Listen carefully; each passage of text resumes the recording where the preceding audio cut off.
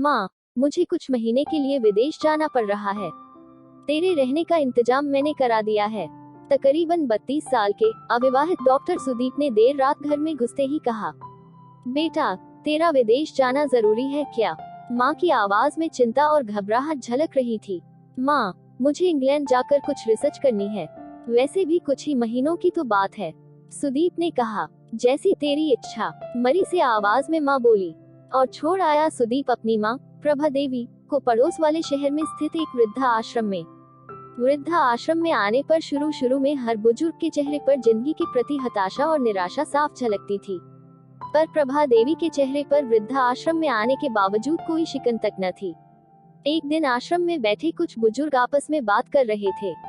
उनमें 2-3 महिलाएं भी थीं। उनमें से एक ने कहा, डॉक्टर का कोई सगा संबंधी नहीं था जो अपनी माँ को यहाँ छोड़ गया।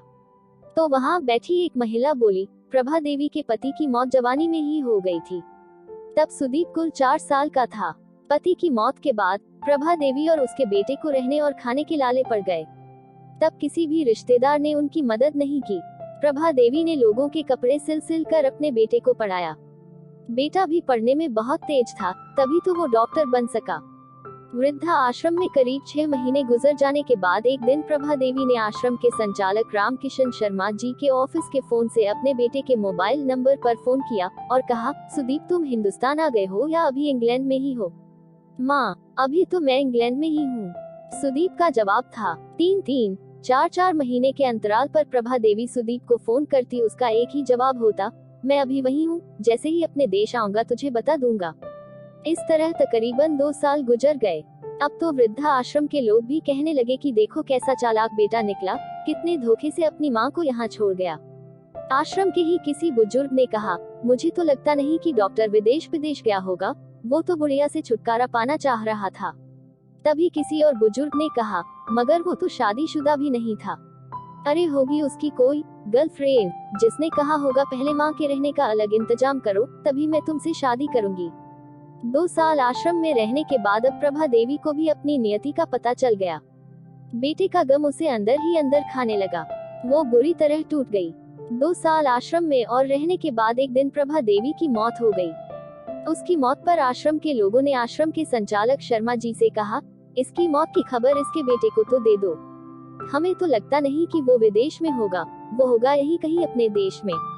इसके बेटे को मैं कैसे खबर करूं? उसे मरे तो 3 साल हो गए। तारांकन शर्मा जी की यह बात सुन वहां पर उपस्थित लोग सनाका खा गए। उनमें से एक बोला, अगर उसे मरे 3 साल हो गए तो प्रभा देवी से मोबाइल पर कौन बात करता था? वो मोबाइल तो मेरे पास है, जिसमें उसके बेटे की रिकॉर्डेड आवाज है। शर्मा जी बोले, पर ऐसा क्यों? किसी ने पूछा। तब शर्मा जी बोले कि करीब 4 साल पहले जब सुदीप अपनी माँ को यहाँ छोड़ने आया तो उसने मुझसे कहा, शर्मा जी, मुझे ब्लड कैंसर हो गया है और डॉक्टर होने के नाते मैं यह अच्छी तरह जानता हूँ कि इसकी आखिरी स्टेज में मुझे बहुत तकलीफ होगी। मेरे मुंह से और मसूड़ों आदि से खून भी आएगा। मेरी यह तकलीफ माँ से देखी न जा सकेगी। वो तो जीते जी ही मर जाएगी। मुझे तो मरना ही है, पर मैं नहीं चाहता कि मेरे कारण मेरे से पहले मेरी माँ मरे। मेरे मरने के बाद 2 कमरे का हमारा छोटा सा फ्लैट और जो भी घर का सामान आदि है वो मैं आश्रम को दान कर दूंगा।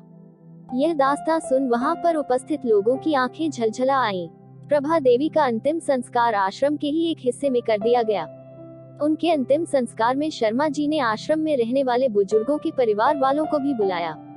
माँ बेटे की अनमोल और अटूट प्यार की दास्तां का ही असर था कि कुछ बेटे अपने बूढ़े माँ बाप को वापस अपने घर ले गए।